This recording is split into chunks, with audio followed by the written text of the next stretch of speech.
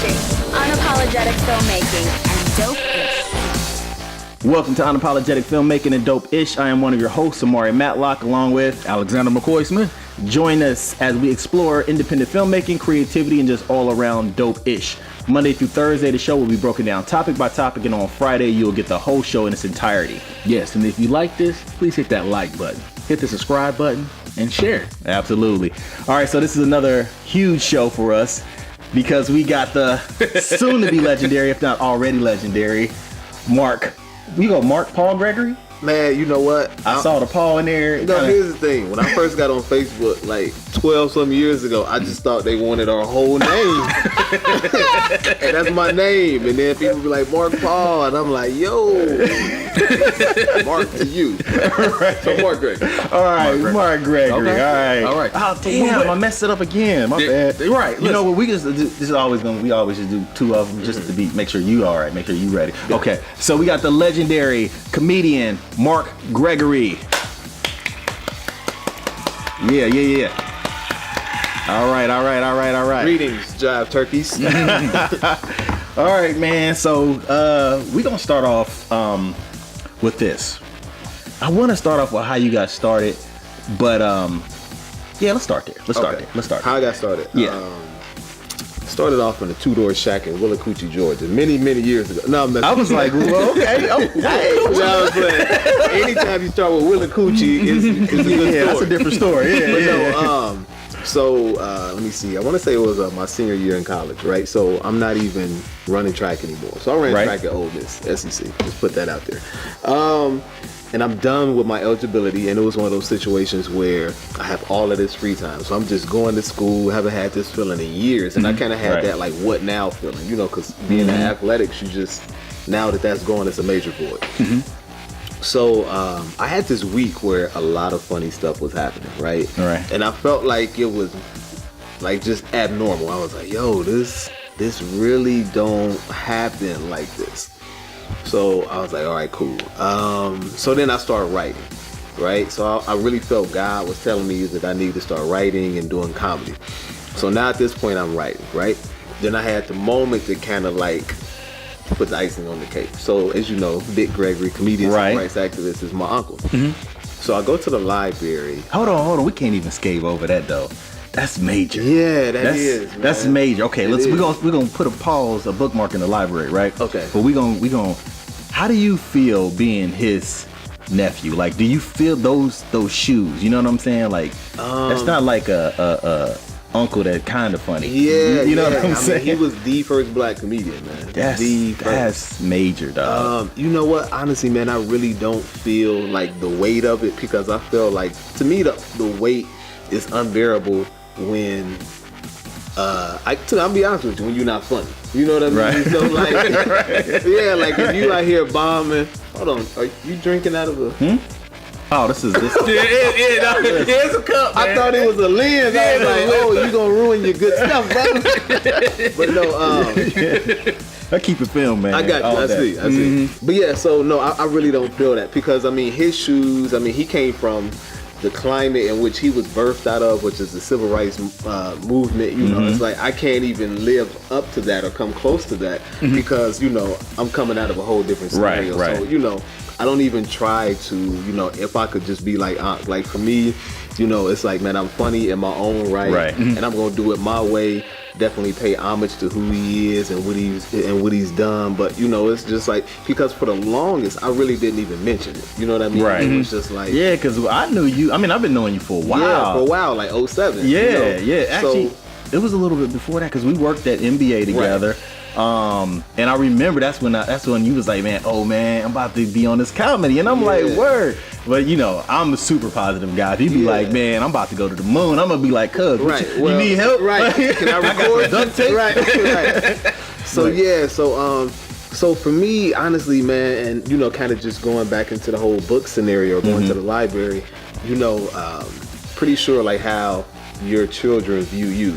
To them, it's like, that's daddy. You know, they don't know that he's a amazing producer and all of that. They like, give me some money. I don't care about all of that. You know, so for me, I grew up seeing my uncle, you know, and it was just like, I knew he was like important because other people was like Dick Gregory, but at the end of the day, like it's kind of hard to like differentiate family from fame, you know. Yeah. So, you know, again, I knew he was important, but then for me it took kind of reading and doing my own research as I got older and was like, yo, he ran for president in 1968, so like way before That's crazy. You know, like he had people legitimately voting for him.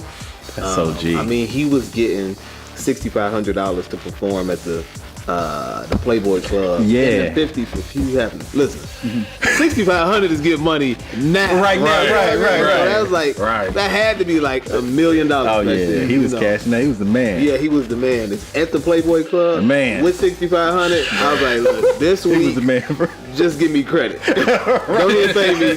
Just hold on. How much I got left? $250. Okay. How much is she? She $350. Okay, I got $250 credit. Take $100 out of the next $60. So you know what I mean. So yeah, and then I found out who he was, and then so now the fact that I'm able to go on tour with him and do shows, it's just like, I mean, man, it's beyond. It's really like surreal. I've been seeing you, man. Like.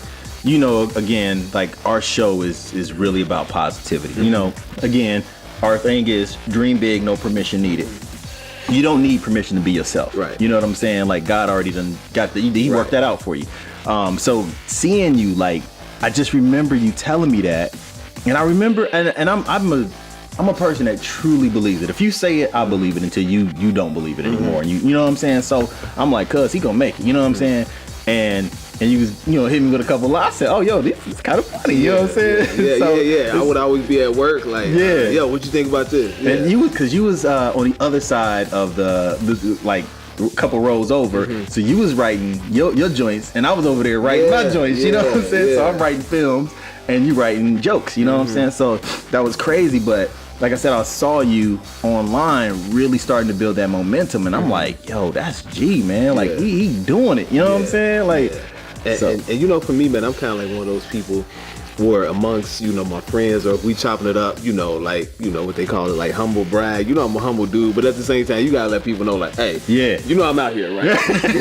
All right. I just need you to know, I'm out here. Well, let's go there. Let's go there. But then, you know, so that being said, other than that, man, you know, it's just like, hey, man, look, if you want to see what I'm doing, just look on social media. I ain't one of them people that's gonna talk too much. Right. Well, I'm gonna talk for you. I'm gonna talk for you, man. Yeah, okay. I'm gonna have you throw in a couple too, though. Okay. But you know, I was just scrolling through because I mean, I like I said, I've been up with you, but I was scrolling through, and I'm like, man, like in the last year or so, man, you done like chopped it up with a lot of people, man. I said like Arsenio Hall. I saw the other day you ran into Dave Chappelle. Yeah, that was crazy, man. I was like, dude, cuz a legend, man. Listen, let me tell you the crazy thing about Dave Chappelle. I've met Dave a few times, you know. Okay. And he's like my favorite comedian. So that's like you meeting whoever is at the pinnacle of your list, right? Steven Spielberg. Okay, and I mess with Spielberg. I do. He's my guy. You know him?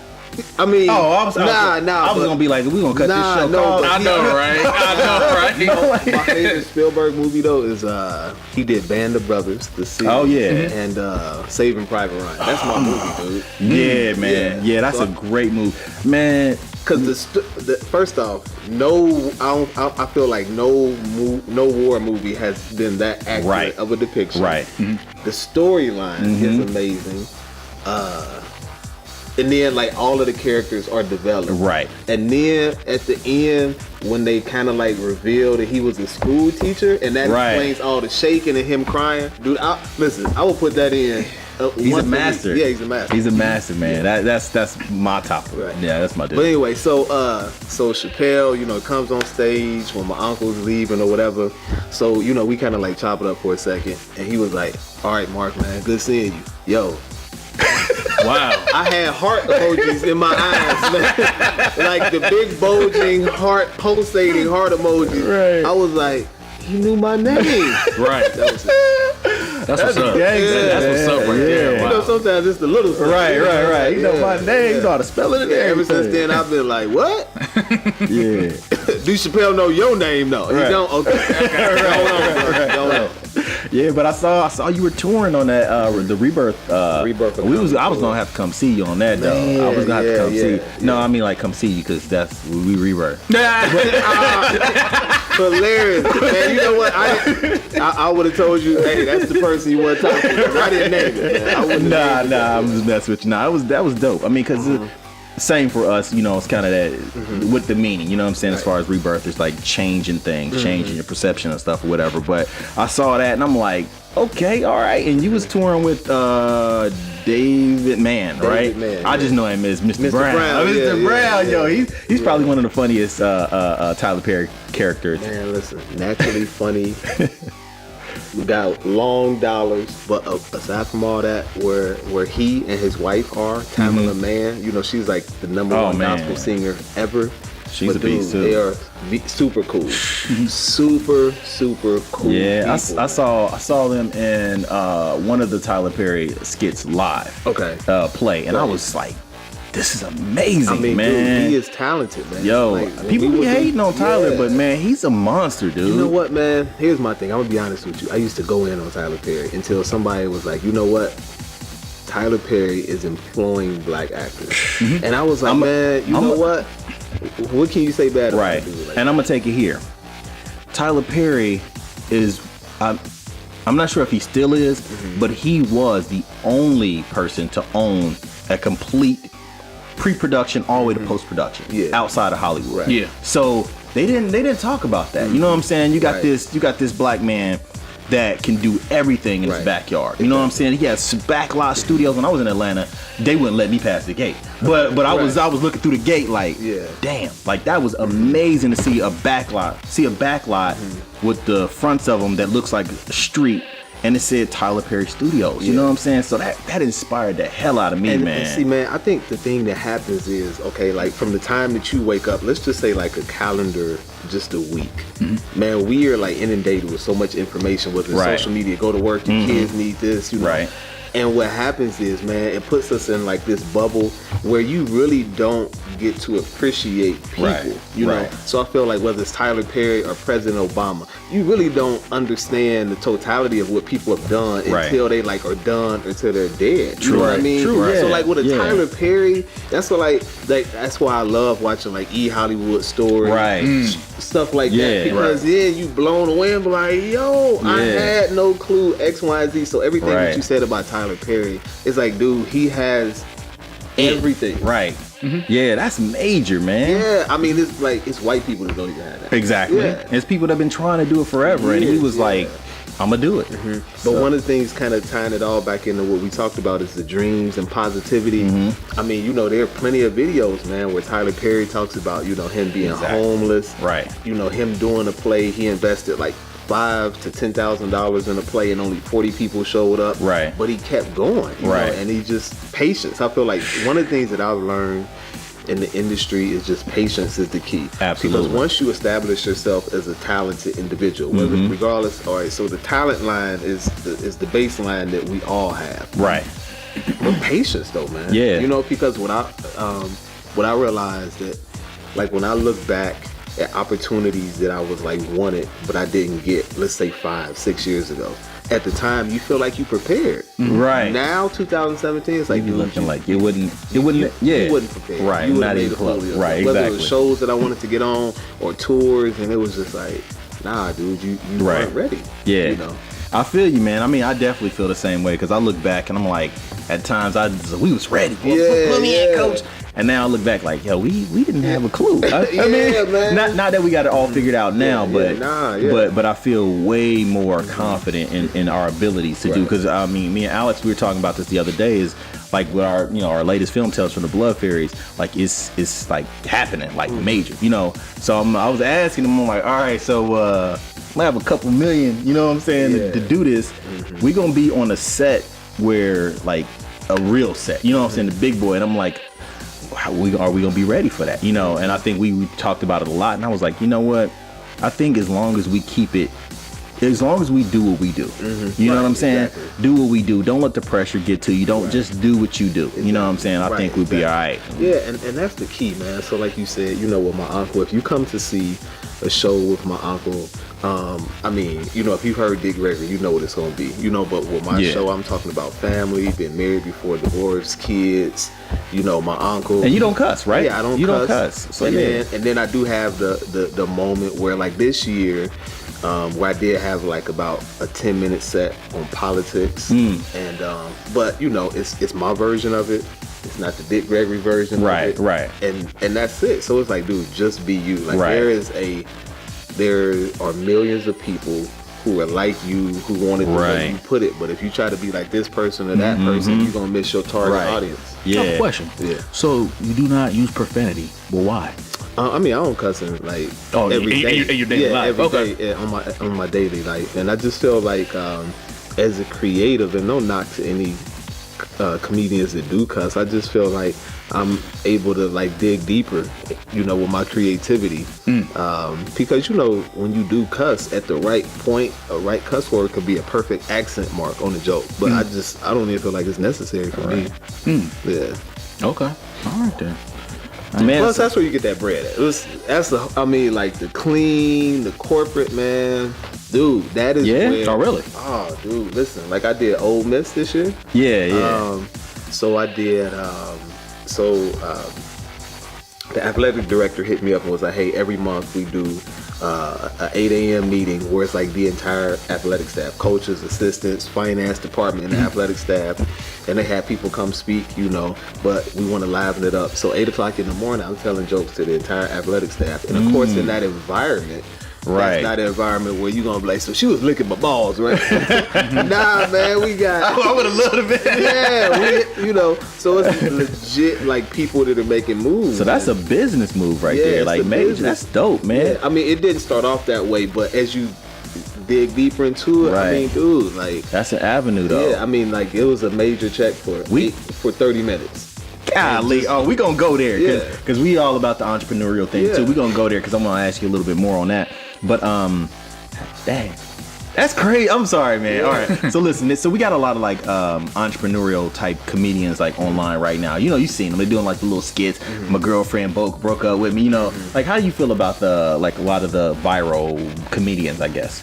And man, you know what? I feel like, man, however you break in is how you break in. Right. Cool. You know, no knock to anybody like that. But I feel like you just have to find a way to monetize it. You know what I mean? Right. Because it's like, if you're gonna use, you know, your time and energy to do 3 sketches a day, edit them and do all that stuff, like cool, perfect. But okay, the next step is how can I make money from that? Right. You know, and then if your desire is to do comedy, just know that, you know, it's a completely different entity, you know. Right. You mean like stand up? Like stand up. Okay. You know? Okay. So man, I'm like, I'm not a hater at all, man. Like, do it because there are people who have like graduated from sketches like Country Wayne and DC Young Fly. You know, those are two. I've done a show as well as like written some sketches for Country Wayne, and I mean he's funny. You know what I mean? He's legitimately funny, and he's going on tour. You know, and some comics is like, man, he's not even funny,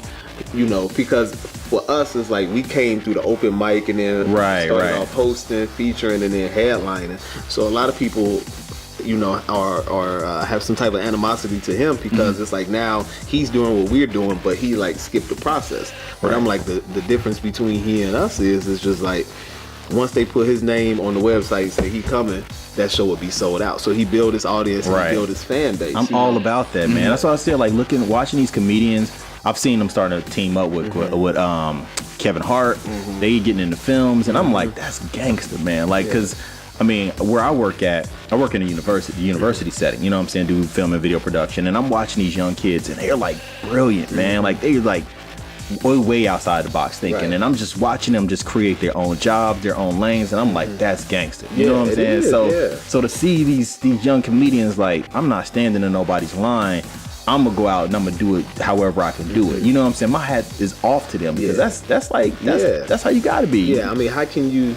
I mean, you would be a fool to look at success but it's not the way that you did it. But right, yeah. I mean, how can you speak ill about that? Right, yeah, for sure. So yeah, I mean, so I was going down your Facebook, and I was like, man, I know I lost. I mean, I didn't get all the cities, but I'm like, yo, man, you've been like everywhere. Yeah, like across the country. Like I saw VA a few times, like Richmond, Virginia Beach. I saw DC, Philly. New York, Florida. I was like, yo, you moving, right? Man, you everywhere. yeah. You full time, right? Full time. That's gangster. Yeah. This is what's this? 2016. Yeah, so it's been man, I had too much going on. Yeah, so it's been over 2 years since I left my job, man. Hold on, man. I gotta give. Man, to get hand claps on that. I gotta get faster with this dope. I know, right? Cool. Hand claps, man. That's 2 years, man. 2 years. Yeah, man. And give me one more, because I'm 2 years and I'm making child support payments too. Yeah, man. Yeah, I mean, I think being indie, or just in your own lane, man, it's hard enough, man, but when you can do it and support yourself and support your kids, man, like that's major, man. So again, all you listeners and viewers, if you have a dream and you out there pursuing it, it's possible. It is possible, man. Yeah, go get it. And you know what my key was?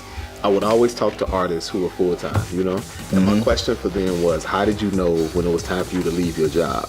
And they always told me, when you get to the point where your job starts interfering with the artistry, and I just, so it was 8 years, 8 years of me. And that's the part, people see now. It's like, yo, you getting it. It's like, dude, real talk. I've been getting it. Granted, the last 2 years have been, kind of stand out. But I've been traveling. I mean, it was plenty of times where I would do a show in Chicago, which is on Central Time. Get done 11 o'clock, which is really 12 a.m. here. Jump on the road, drive back for 5 hours, sleep for like an hour or two, and then get up and go to work at 8 in the morning. Right. So I did that for like 8 years. Right. But during that 8 years, I was building my network. People knew I was funny. Right. And it just got to work up to the point where I could leave my job in October 2014. That's dope. I mean, same with us. I mean, because you know me for a while, whatever. But people like, man, y'all just doing it. Y'all got a podcast. I got this. I got that. I'm like, man, do you understand how long it took? I mean, we've been doing this since what, 2002? Yeah. 2002. Yeah, they don't understand, like, I'm trying to tell you, man. I was like, last night, I was down here setting everything up, had my little hand, right? Had my little Hennessy, right? I'm down here, you know what I'm saying, listening to music, and I'm just getting ready, man. And I was just thinking about it, like, I knew you was coming today, and I was like, I'm inspired by other people that's getting it, and then not sitting around making excuses about it. You know what I'm saying? Like we was talking about DC, DC plays LA like that. Like people wake up every day and they're getting it, you know? So when you come sometimes to Ohio, people just sitting around talking about getting it or watching other people get it. You got to create your own space. So I was just down here just vibing, like, man, we done came a long way, man. Yeah, sometimes you do got to reflect. Yeah. Honestly, like, so this is just 3 of the posters that we have down here, right?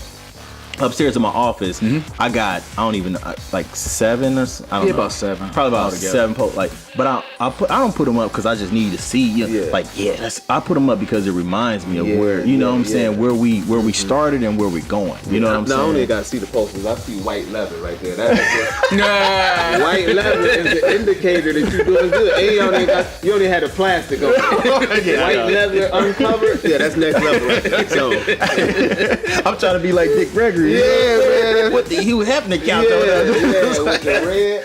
But you right though, because sometimes, man, I'll just scroll back through my Instagram. Yeah. Like, man, it was a good year. It's been a good 6 months. Right. But it's kind of like what you said, even about like Obama or Tyler, whatever. Sometimes you forget yourself. Exactly. Like, yo, I did that. I did. So yeah. I mean, that's gangster though, man. I'm gonna ask Alex, you got a question before I go? Yeah, I do have one question though. Is it what you expect it to be? Meaning, like, you started doing comedy and stand up, and it's like, you know what? Like you said, you've been like 2 years now. You just, and it's like you look back, like it is exactly what I expected it to be, or not. So like from when I left my job. From when I left my job. Hold on, real quick. How did you leave your job? Did you just, you know what I'm saying? Like, when you know you ain't coming back. Was it dramatic? Like, guns, like, bam, I'm gone. Nah, I mean, no, they saw it coming. Because, dude, I would be at work, like, you know, so we would have, like, the 2 computer screens. Somebody would come up like, hey, Mark, we need you to, and I'm, like, literally writing jokes. I'm not even hiding. I'm like, you want me to do what? You see I'm doing something else. Okay, I get to that. Let me see. So anyway, the man pulled the gun on me, and I was like, all right, let me go do stuff for my job since they want to bother me. But no, it was just like they saw it coming. Right, okay. And one of the guys, he was just like, dude, you know this is not your passion. Right. And I was just like, all right, cool. And it was like, that was it. Cool. Yeah. So, I mean, I'm sorry. Well, the question was, you know, his question before I just jumped right in. Forgot about it already. Like, no, was it what you expected to be? Yes and no. Okay. So, let me see. So 2000, there were some goals that I set, you know, and I achieved them. And then there were some stuff. So to me, this is how, like, I always talk to God every year. Okay. Of my comedy career, of course I set goals, but I'm like, all right, God, I need you to do one thing for me that, like, it's beyond surprising. You know what I mean? When it's like, whoa, and every year that has happened. You know what I mean? So for me, the tour with David Mann, writing for David Mann, and just like us wrote? Yeah, man. Yeah, like, dude, I like, listen, this past year, like, it was like I learned a skill that I didn't even know I had. So we had a show in Houston. So this is okay in comedy, right? To write fun. Yeah. It ain't like rap though. Yeah. But you know what? Even with that, don't nobody care no more. That's true. That's you know true. what? Here's the thing, dude. I found myself like being a dinosaur and had to adapt to this new age because like remember maybe about like 4 years ago when everything was coming out, like the Rick Ross like went to college, played football, and then he was a CO. So I'm like, man, his career about to be over with, right? And then it was like nobody really cared. Right. Even with Drake, nobody really cared. And then I just had to come to the realization that this generation, they just care about content. They just want dope content. They don't care who came up with it. But yeah, so we did a show at University of Houston. And I told the promoter, like, yo, book my ticket back for, like, let me just stay in Texas for a couple of days because I got family there. So then prior to that, David Mann, his son, does like a lot of his management for him. He was like, yo, I've been telling my pops you should write for him. I'm like, all right, cool. Well, I'm staying in Texas for a couple of days. So they was like, all right, come to the house. So I go to this Godzilla mansion where they got a catfish pond. What? Like, okay. But so I go to their house. And so I'm writing. So we have probably like a 4-hour writing session, take a break, come back for 2 hours. And I'm like, man, I need to get on TV. And he was like, have you ever written a script? I was like, nah. And then he was like, okay, cool. So we were talking. He was like, well, just come up with a character and write a storyline. I was like, cool, that's what's up. What's a storyline? So the next morning, so I stay over their house. Next morning, I'm driving home, and I got the idea like instantly. So I'm driving, I called him. He's like, all right, cool, that's good, add to it. So then by the time I get to my sister's, back to her house, I'm on my phone creating, nice. Sending it to him. He was like, that's dope, create some more. Right. So by the third script that I wrote, like the producers of his show loved it. You know what I mean? Word. And again, like I've written material before, but I had never like written a script before. So that was one of those things where it was like, this past year, like that was a skill that I, and I downloaded the app on my phone, FD Writer. Oh yeah, I know what you're talking about. Yeah, so that's just one of those things. It's Final Draft, right? Yeah, Final Draft. Yeah, right. yeah. So that's one of those things where you went straight to Final Draft. That's professional. Yeah, man. Yeah, exactly. Yeah, you write for me. No, I got you. Yeah, but so that was one of those things where when I left my job, I did not see any of that coming. And that's just one of those things where it's just like that's how God worked, though, man. It does. That's how God works. Like he just, he just put you in the right place with right. But you can't be afraid, though. You can't. I always be telling people it's like God is probably like the GPS. You know what I'm saying? Like it's on the whole time, but until you start moving, it can't tell you if you're going the right way, wrong way, rerouting. You know what I'm saying? Right. But you can't be afraid to move. Right. So I mean, for us. Again, our last project, Like, okay, so we did a movie. What was Descent of a Superstar? Was when? Man, Like that was like 2012. Was it 12? Yeah. Yeah. Damn, what's that? Okay. I know, right? Hey, time is going fast. I'm trying to tell you, man. Yeah, right, Yeah, right. yeah. But you know, Mark was actually an extra. I was right. He was. We put him down as pimp number 2 in the credit. No, just Right, that's right. That's how they typecast on it. Right. So they He tried to bag, honey. cut. We need you to black it up a little more. No, but I mean, we did that film, and after we did that, we was like, that's cool. But I was like, we need to go bigger, harder, just crazier. So we like sat down and we wrote a list of like all of the things that most indie people just wouldn't do. You know what I'm saying? We want gun shootouts. We want to shoot on a jet, a real jet. I ain't talking about a crop dust. You know what I'm saying? Like, we just wrote a ridiculous ass list of things that we wanted to make happen, and we was just like, all right, God, boom, there it is. Right. And we did everything on the list except shooting in the rain. The only reason why we didn't shoot in the rain because we just didn't have nothing story wise, but we could have done it. Right. And it dawned on me afterwards. I was like, damn, like we did everything on this list. And I'm talking crazy stuff. Like the plane that we shot on was 40 million. Yeah, it was $40 million plane. And it was I think it was a old was it GM? Yeah, GM owned the How did y'all actual. make that happen? dude, God, man, I'm telling Straight up, you. yeah, straight up. So one of our buddies, one of the associate producers, was just calling around. I'm like, because our concept is, hell, what's the worst they could say is no. Yeah. You know what I'm saying? And then I'll call you back tomorrow. Right, They exactly. still Yeah, no. right, I thought it was on. I thought you said it was on. Right. I know. Yeah. But you know, we called him up. The guy basically was like, all right, shoot, what you got? We had all our stuff together. We need 5 hours. Boom, boom, boom, boom, boom, boom. He was like, come on through. You got 5 hours. We didn't know the guy from Adam. We didn't know him, nothing.